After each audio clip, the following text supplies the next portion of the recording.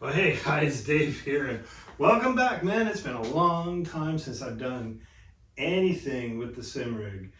Had a really big project going on, and I had to stop. But now that we're back, we're gonna finish up putting this new rig together. But before we do that, since I have an opportunity, last weekend I took apart the old rig, so it's gone. It's gone. So the 3 Degree of Freedom rig, the initial one, the first one that I built, she's gone. But what I wanted to do, take this time to kind of show you how much these things weigh.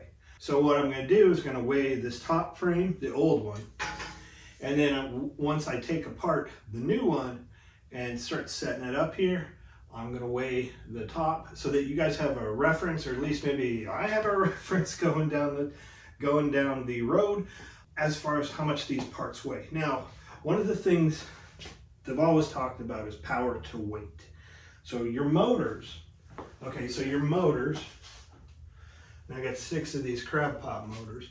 The main thing is power to weight. So it's only so much power that you got, depending on whatever motor you got. So weight is the next thing. The heavier something is, the less responsive your rig is going to be. Or if it's not balanced, it's not going to be very responsive at all. So what we're going to do is I'm going to weigh this and see how much it weighs. I'm going to weigh that, see how much that thing weighs, and kind of just start getting a little bit of a track record going. So if, you know, for instance, if I decide to build an aluminum, like a T-slot rig, and put motion to it, I can, if I'm getting less weight on the frame that's being moved the most, like the top frame, you know, that's even better because it's going to be more responsive. So let's take a look real quick, see how much this thing weighs. What I'm going to do is step on the scale. I get 200 pounds. 242, 42 pounds of steel. That's before, this is bare bones. This is just the steel. And that's it. There's no pedals, there's no seat, there's no wheelbase, there's nothing. This is just it. And I'll be able to do the same with this one because the seat, the wheelbase, and I can disconnect it. We're going to do that and just see how much the thing weighs. So also in the video, let's just see how this thing moves. I'm going to be weighing the mid frame. Now, mid frame is only controlled by one motor. Traction loss motor. It's just going to be moving the mid frame, so it's not as critical as this whole upper frame to get the mid frame as light as possible. But I want to know how much the old frame weighs and how much this one does, and I'll keep that information in a database for y'all, or at least I'll put it in the description. Let's take a look at the range of motion.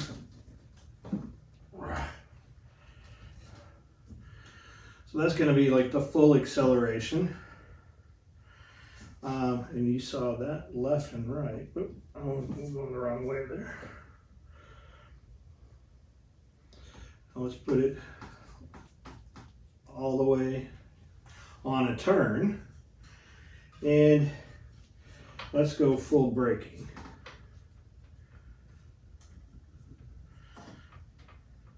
So full brake, acceleration, and even at full brake, if we decide to do something like that, I'll show you how to do all that stuff. But for right now, let's, I'm going to try to cut in and out of this video as I get rid of these old parts.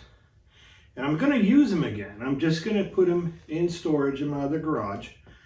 And when I need pieces, I can just cut them off and reuse the metal. Now the metal, I mean, to me, it was pretty expensive. Maybe 150 bucks, something like that. Maybe a little bit more, I'm not sure. But I did detail that in a couple different videos, the actual cost. So I do get people asking, hey, how much did this cost? How much did it cost? And I've done a video, so I usually just point them at that video. So if you want to know, I got pretty much everything included. And I've been trying to in the recent videos include the part number, and on that page it has the cost. So I'm not typing it out for you, but you can look at the video and you can write it down yourself, because you may not want that part or whatever I'm showing you. But anyway, so let me get going on this, get some of this disassembled, start reassembling this, and I'm going to be going over some of the cool things that I've been getting to you know, kind of help contain the wires. So I found this kind of stuff. It's by, I got it off of Amazon. It's called Alextech Splits. Alextech Splits. It's called Alextech. And basically what it is you have a really nice way to cover your wires and keep them contained. And it looks continuous, but it's not. You can shove more wires in the thing. I got this 1/2 inch size. I've got some 3/4. So that should take care of it. I'm going to try to keep this rig a lot better than the last one. So this one here was, you know, really my first rig. So I tried as hard as I could just to get the thing to run. Now that I've built probably 3 or 4 other ones, I want this one to look clean, nice and neat, so there's not a bunch of wires hanging all over the place. So I'm going to try to do some wire management. I could use some wire management tips, and I also want this thing to, I can disconnect it kind of without having to unsolder a bunch of stuff. I want to be able to disconnect it, maybe move it around, because ultimately it's not going in here in the garage. It's going out in my screen porch, and I mean, I really like that area, so it's gonna definitely go out there, or maybe it'll go inside in my den. I'm not sure, but I'm going to build it here, put it together here, get it running, tested here, and you know, it may stay here for a year. I don't know. We'll see. All right, guys, let's continue on.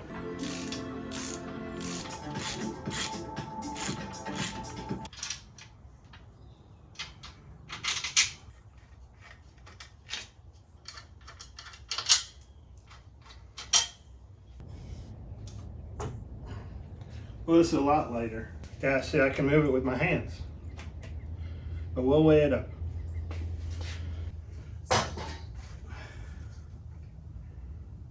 That was off.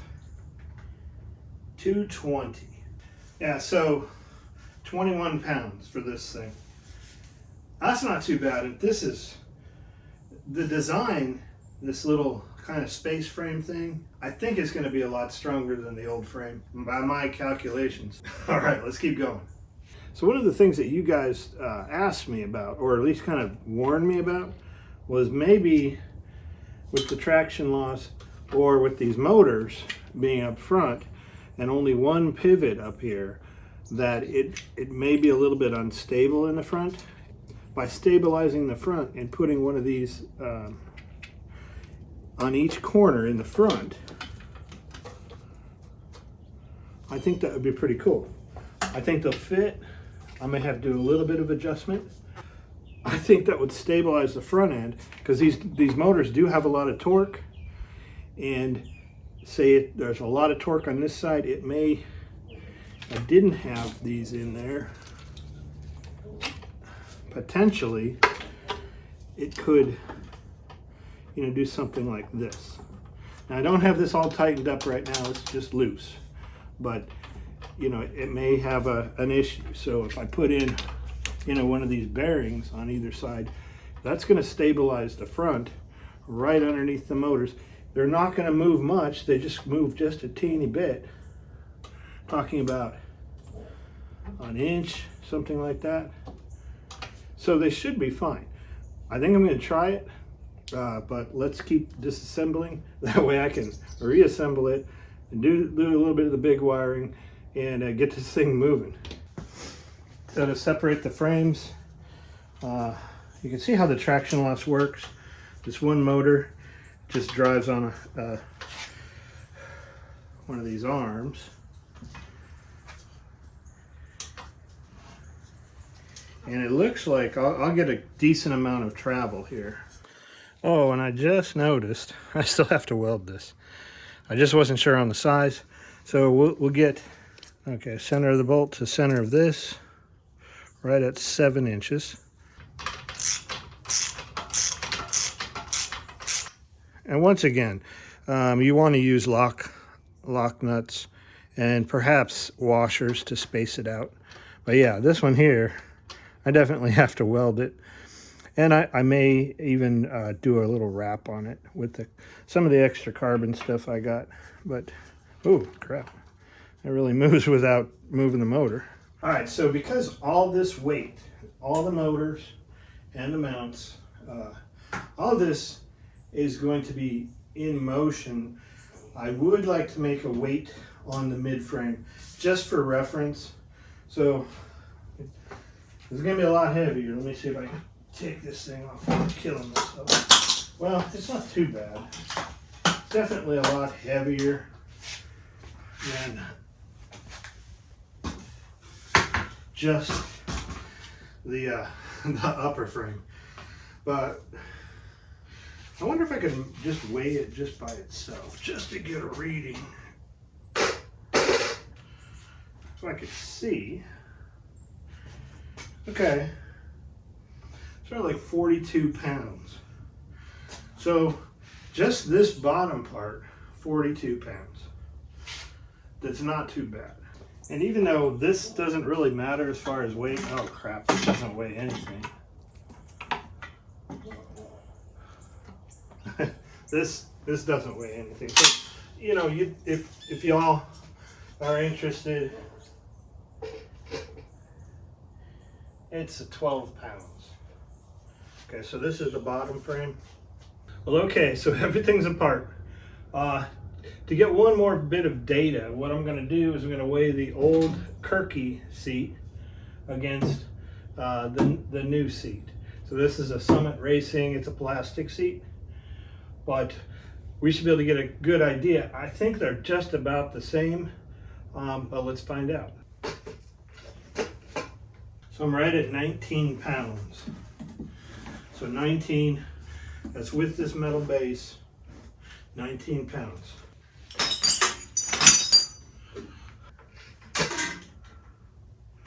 But it's not. This is maybe 18 pounds. Probably because of the little pieces of metal that I have. So Kirky wins, but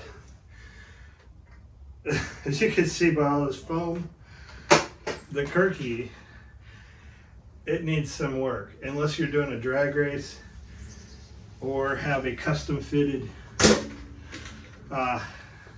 inner seat. Now, like I said, I did try to do that once. It didn't work out.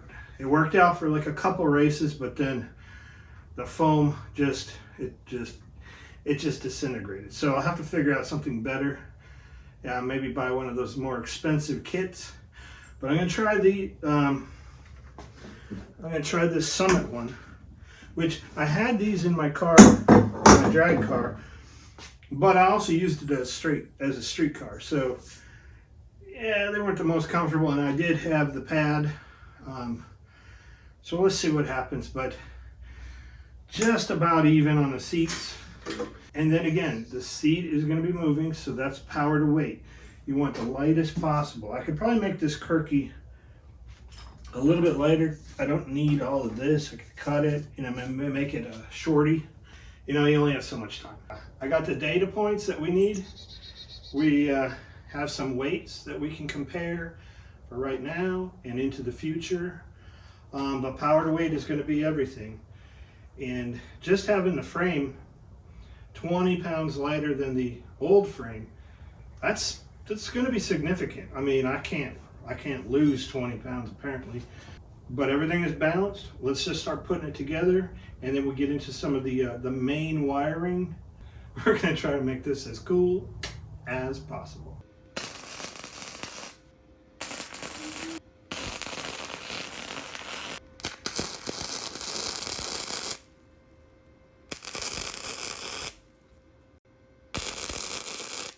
All right, so if you are doing any of the vinyl wrap, it's not real carbon fiber, so just don't think it is. It just makes it look a little bit cooler.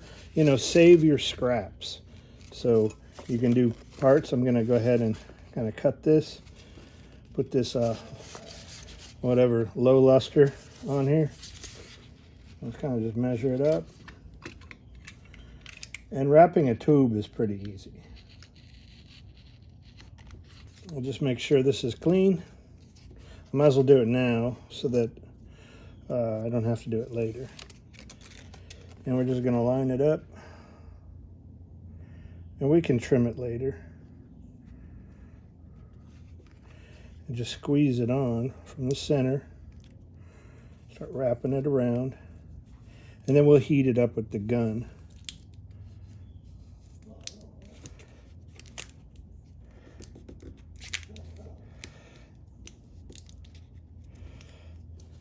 And yeah, you're supposed to be more clean than I am. But I did clean the part with acetone first. And now I'm wrapping it over the top of the old, the carbon fiber wrap that I just put on. So it'll seal it and it'll stick. And it should line up. All right, I'm just going to heat it up with a gun real quick.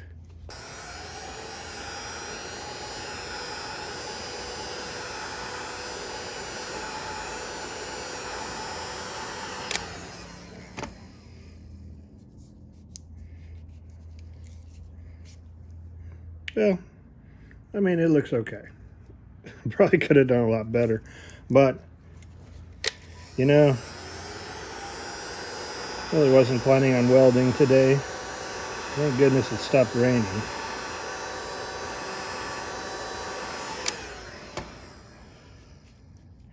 Now I'll just trim the edges with the razor blade.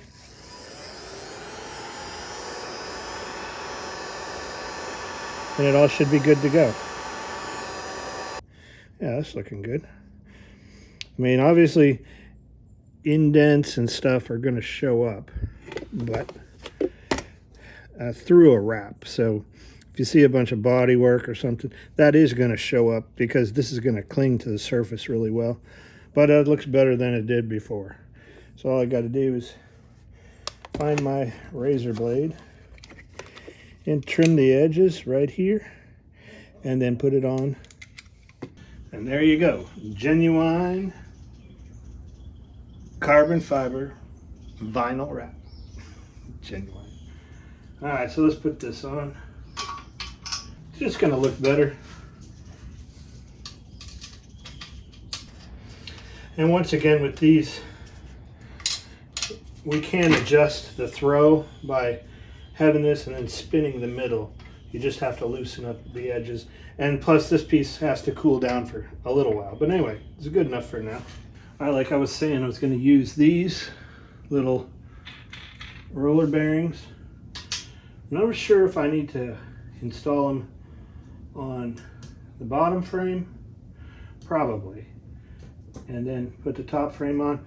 But I need to line up the top frame. So I'm going to place it on here. See where the best place for these are so that they don't, when I'm moving the platform around, it doesn't roll off of them. And then I can take them off, do some self-tapping or just drill some holes, mount these bearings up. I'm going to give it a shot like this. Should work.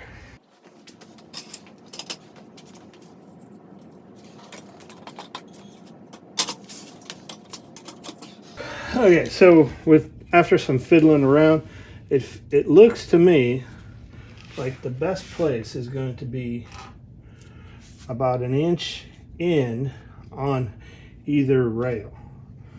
That way it doesn't overrun it. If I put them out here, it seems to overrun and it would drop off, but that's the maximum travel right now. So it's staying underneath the bearing. That's too far.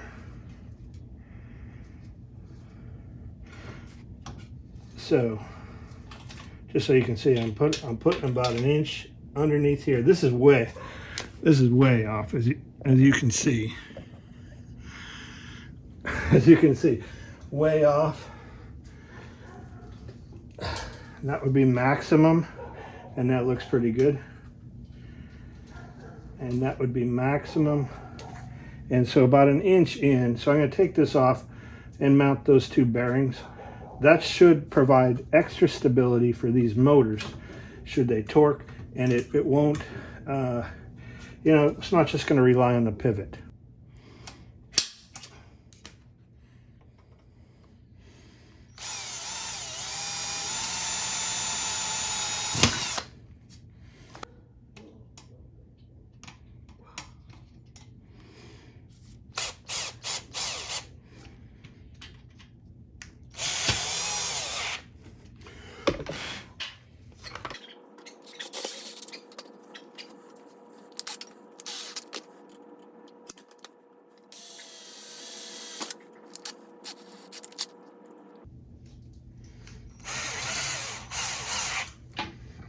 All right, get it back on here.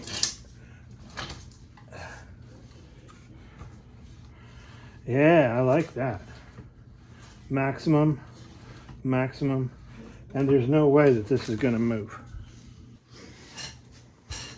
And I'm just going to tighten up the center.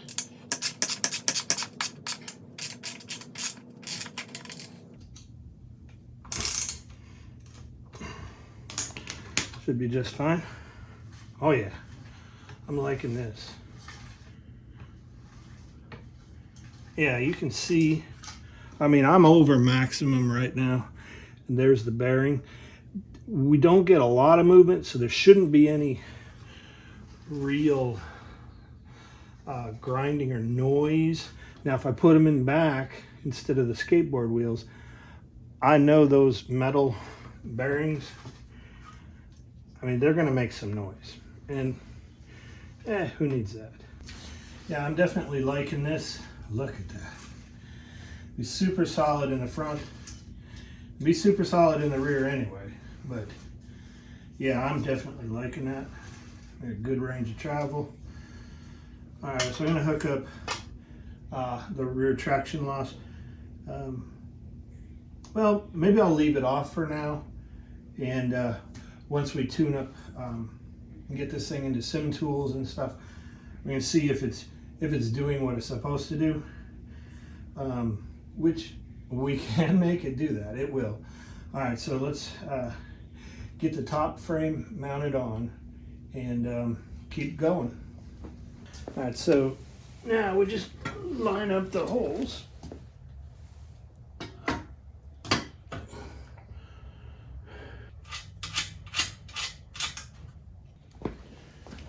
Tighten them up a little bit.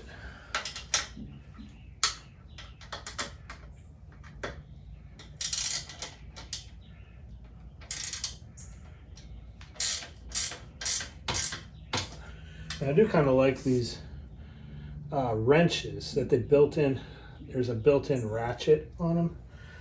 That's pretty cool innovation.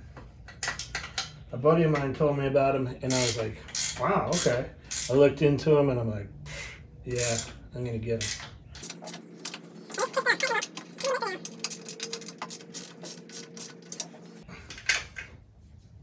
All right. Oh yeah. This is gonna work out just fine, guys. All right, I'm gonna go ahead and put on these tie rods just to get it up in the air. All right, I'm putting these on with a small spacer. I think it's just conduit, like a pretty thick conduit, but I'm not really sure. I can't remember exactly where I got these, but it helps by putting the spacer in there. It just provides a little bit of clearance. All right, so that just provides a little bit of clearance here. And you want to do that on the other side too. And then just check your motion, see if anything's rubbing. If there is, you can use those spacers. So once again, just kind of check your motion. If you need to put a spacer in, it's okay. I think it's, I ran them on the other rig, no problem.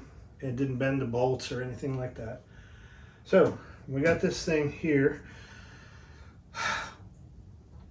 We're gonna have to start wiring up the main power, the wheelbase, the pedals, and we want to run it through those conduits. But I wanted to get to the least of this part today.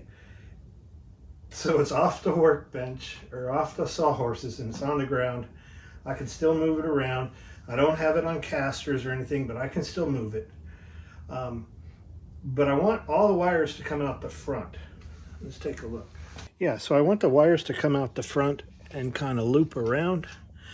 I want to be putting my computer and stuff over here on a little stand so that it's not near the rig and I can move the rig around. I also want to be able to disconnect the rig from the control box. So here's the control box. We were working on this last time. USB in.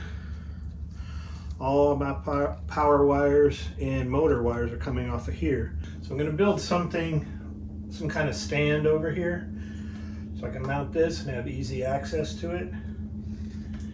I want to be able to mount the 2 butt kicker amps or anything else that I need here, plus a small computer stand. I'm going to try to run this off of my laptop, and we'll know whether it works or not. It's a 3050 card. It's the same one that I do all the editing and stuff for the videos.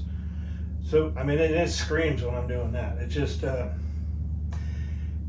don't know if it's gonna work. The other computer, the 1080 computer, I don't know. I don't get a post screen. I don't get anything. So it could be the video card finally died. I'm not sure.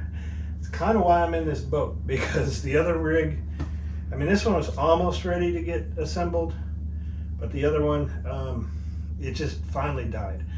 And that was built, that PC is from 2012.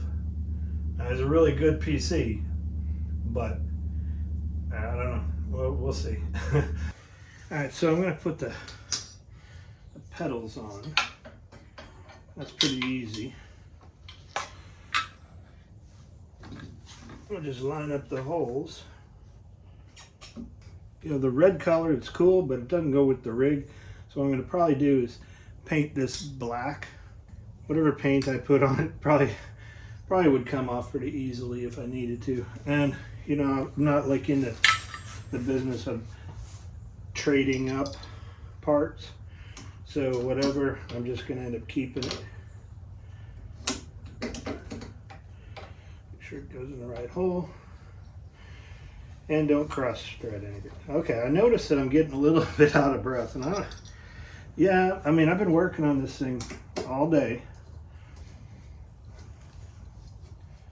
And I just walked the dogs, so there's an extra quarter mile or so that I didn't need to be doing. So all these holes are tapped on the frame.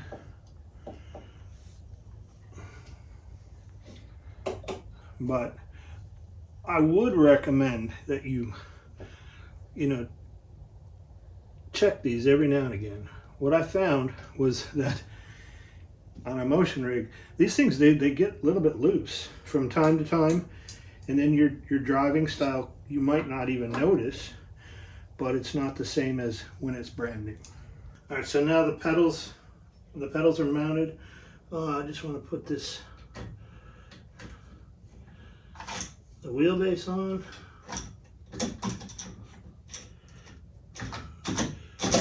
Snap the wheel in place. This is that really cool Porsche wheel.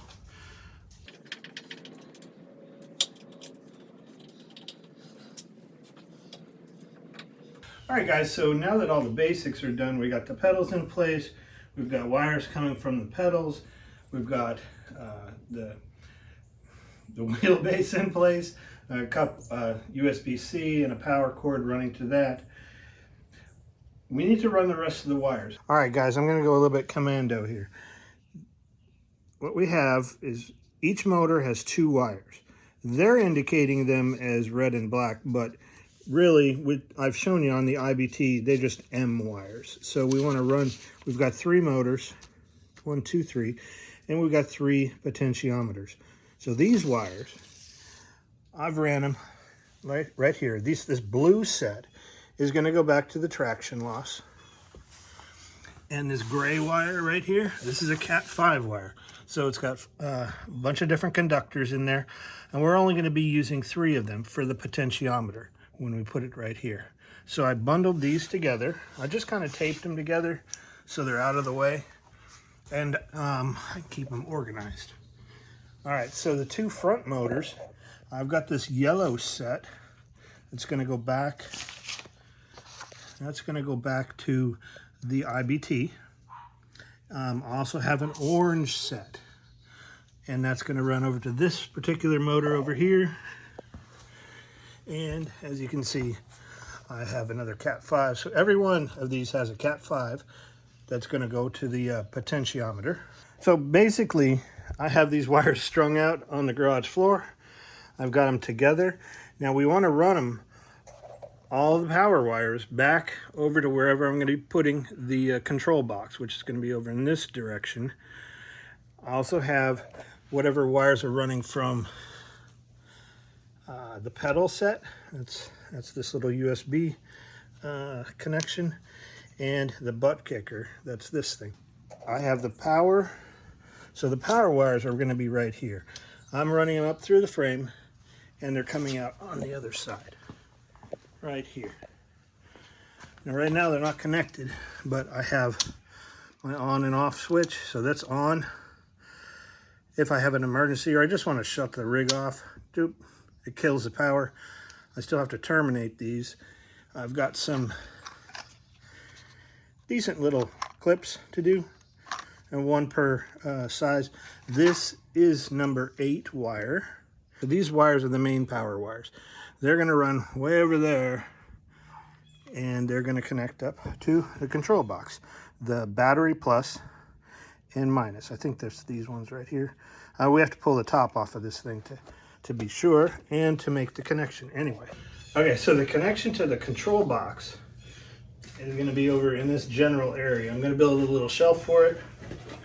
Like I said, I'm going to be putting the butt kicker amps on it, and maybe probably the laptop right there too. So I just want all this stuff to kind of be able to be moved around and probably unplugged or unscrewed or something like that. I don't want it to be tied down so rigidly that I have to work on electronics underneath the frame. It's a cool idea, but it's a pain in the butt to work on stuff, you know, when you're down here. We could have mounted more stuff in the frame area, but I don't really want to do that this time. All right, so think about all your peripherals. Now, I thought about this. I've got these 2 butt kicker controllers. And on the other rig, I had them kind of just right in this general area on top of the shifter. And they seem to work pretty good there.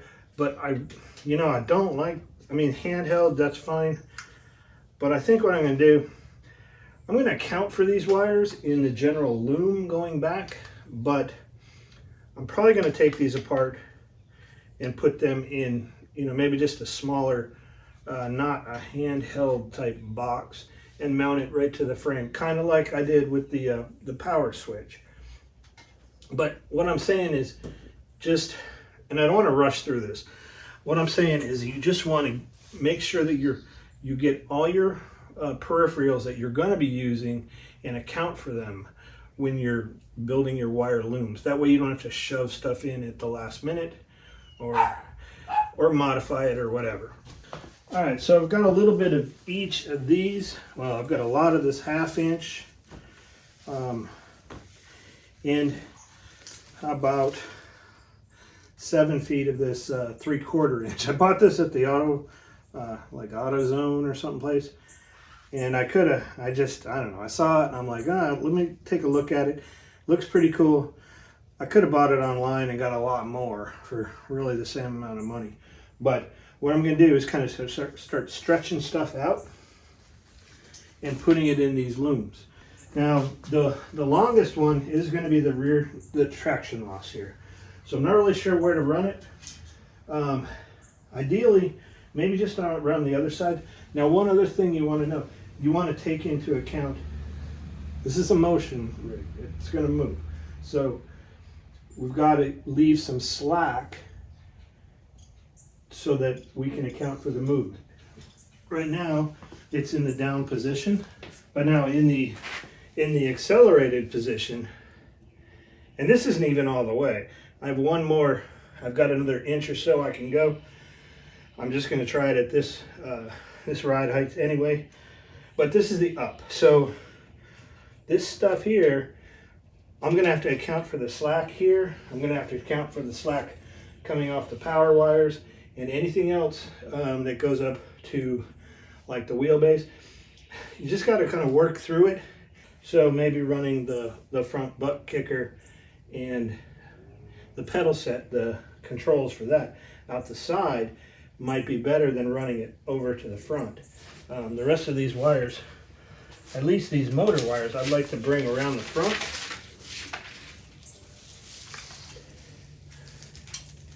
That way I'm not stepping on them. And then put them over here and start dressing these in with the loom. And then again, we do have the traction loss to consider. So if we run this over here, we've got to consider that potentially this thing is going to move like this. We just do not want any of these wires. Okay, so we're making a turn now. Okay, that's all right. It's a hard turn. We need to consider that too, just to make sure no wires are going to bind up anywhere. Now, as I was saying before, at least I think I was saying, I use different colors for each motor, just so that I know that, you know, the yellow one will be the right front, orange one is going to be the left front, and the blue set is traction loss. This is going to help me keep track of everything a little bit better. If you got ideas on better cable management, you know, let me know. Right now I'm just going to get started on this. I'm probably going to end the video in a little bit after I show you a few of the things that I've done. But don't tune out just yet. I do apologize for taking so long to make a video. You know, life is very, very busy now and again, and I'm sure you guys understand. So let me try to get some of this thing. I think it's starting to look pretty cool. I kind of tamed down these V3 pedals. I got rid of the red, the butt kicker. I just painted it.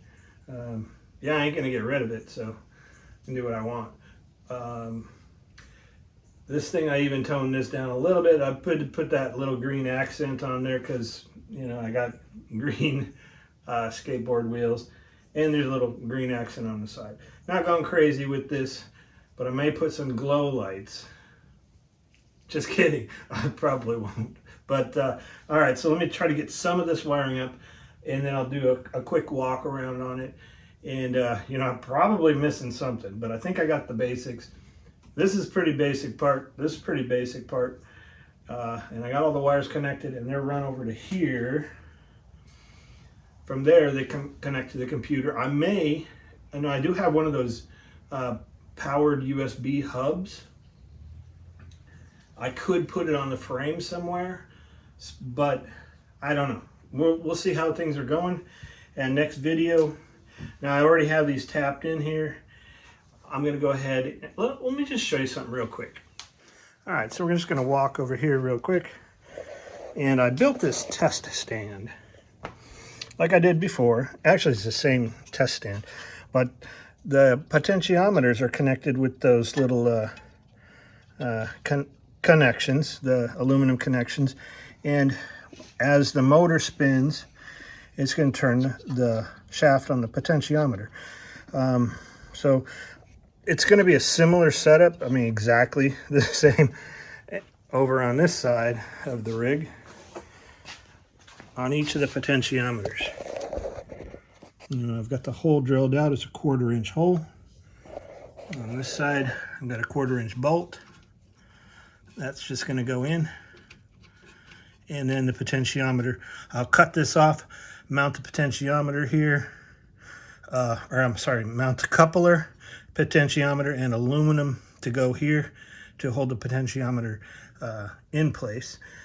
then run these wires, just the black, well, power, ground, and the signal wire. Okay, so let's take a quick trip to take a look at the wiring.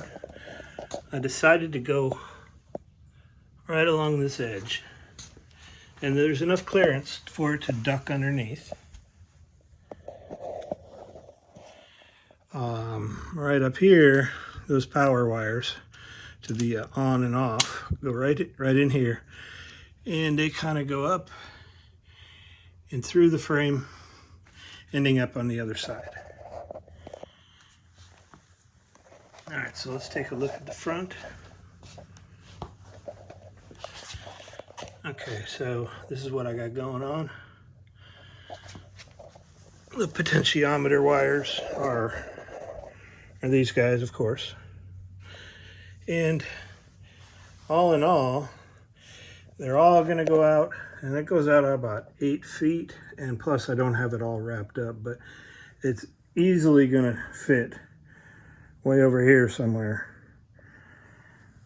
Let's take a look over at the wiring from the butt kickers and the pedals. So they're coming in, coming down, on down, and joining the main loom.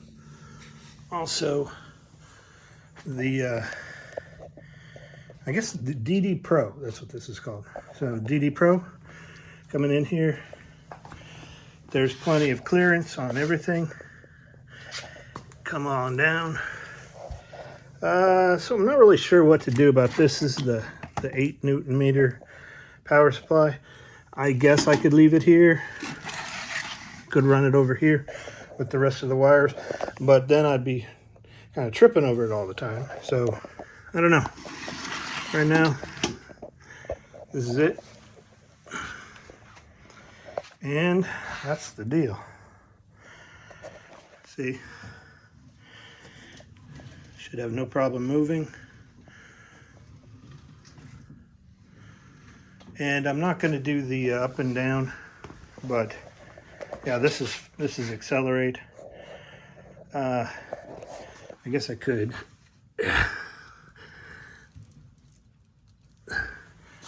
That would be full turn one direction braking, I guess.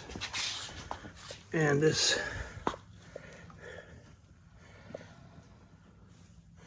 would be full brake. All right, guys, so that's it for the video. Appreciate you watching.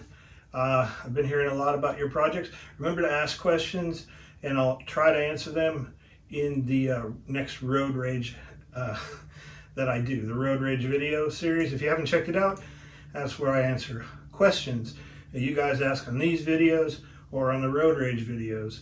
I try to answer them. They're technical questions about setting SMC3, getting your motion rig to move, etc.